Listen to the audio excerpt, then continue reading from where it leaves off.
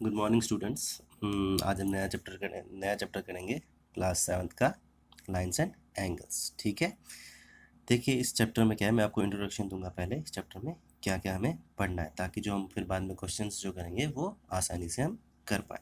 पहला है एंगल्स के बारे में आपको बताऊंगा। एंगल्स तो पता ही हमने छोटी क्लास में पढ़ा है। टाइप्स ऑफ एंगल क्या क्या होते हैं?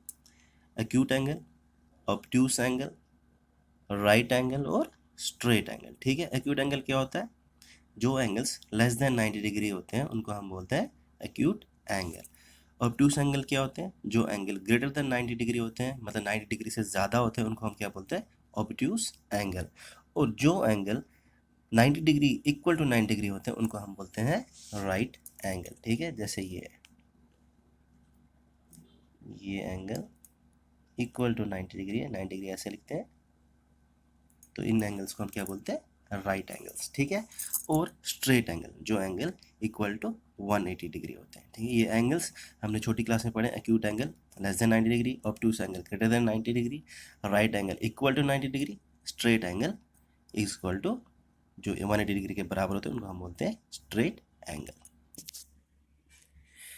इस चैप्टर में जो हमने पढ़ना है वो क्या है? रिलेटेड एंगल्स, मतलब एंगल्स के बीच में रिलेशन। पहला क्या है?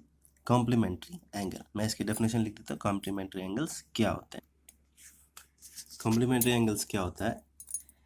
When the sum of measure of two angles is 90 degree, the angles are called complementary angles.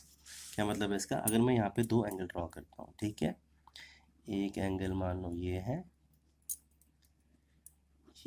30 degree का, और दूसरा एंगल है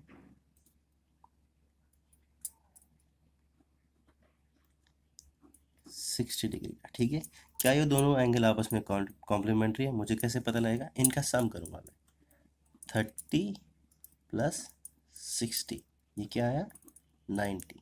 इन दोनों का सम जब 90 डिग्री आया तो मतलब ये दोनों एंगल जो आपस में है वो कॉम्प्लीमेंट्री एंगल्स है। डेफिनेशन क्या है? When the sum of measure of two angles is 90 degree, the angles are called complementary angles. ठीक है, मतलब एक एंगल 30 डिग्री का है, दूसरा एंगल 60 का है, तो ये क्या, इनमें क्या ये कॉम्प्लीमेंट्री है कि नहीं है? मुझे कैसे पता लगेगा? मैं इनका सम करूँगा। अगर इनका सम 90 डिग्री आया तो ये दोनों एंगल जो है आपस में कॉम्प्लीमेंट्री एंगल्स है। अब हमारे पास क्वेश्चन कैसे आ सकते हैं? हमको एक्सरसाइज में दिया होगा कि दो एंगल दिए होंगे, तो इनका सम अगर 90 आता है तो ये कॉम्प्लीमेंट्री एंगल्स है। ठीक है, अगर 90 आया तो कॉम्प्लीमेंट्री एंगल्स है, अगर नहीं आया तो कॉम्प्लीमेंट्री एंगल्स नहीं है। और क्वेश्चन कैसे आ सकते हैं? क्वेश्चन दिया होगा हमें कि टू एंगल्स आर कॉम्प्लीमेंट्री, एक का सम अगर 50 है तो दूसरे का सम बताओ कितना होगा। हम उसको क्या करेंगे? जैसे सिंपल इक्वेशन में करते थे, let other angle be equal to x. ठीक है, एक्स करेंगे तो हम क्या कैसे दूसरा एंगल निकाल सकते हैं? हम सीधे लिखेंगे 50 plus x is equal to 90। क्यों लिखा 90? क्योंकि हमको क्वेश्चन में दिया होगा कि ये कॉम्प्लीमेंट्री एंगल है, गिवन कॉम्प्लीमेंट्री एंगल्स। ठीक है, तो